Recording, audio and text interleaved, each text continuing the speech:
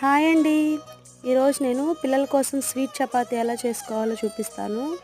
ఈ వీడియోలో మామూలు చపాతీలు కూడా సాఫ్ట్గా ఎంతసేపు అయినా గట్టి పడకుండా ఎలా తయారు చేసుకోవాలో కూడా చూపిస్తాను. వీడియో లాస్ట్ వరకు చూడండి. ముందుగా చపాతీ పిండిలో కాస్త వంట నూనె, పాలు పోసుకొని బాగా ముద్దలాగా కలపాలి.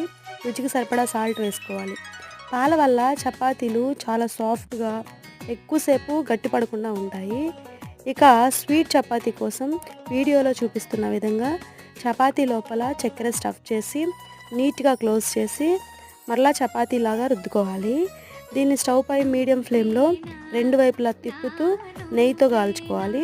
స్వీట్ చపాతీని నెయ్యితో కాల్చితేనే చాలా బాగుంటాయి. అలాగే నార్మల్ చపాతీని కూడా ఎంత పలుచగా అయినా చేసుకొని రెండు వైపులా తిప్పుతూ కాల్చుకోవాలి. చూస్తున్నారుగా ఎంత సాఫ్ట్గా తయారయ్యాయో. వీడియో నచ్చితే లైక్ చేసి సబ్స్క్రైబ్ చేయండి.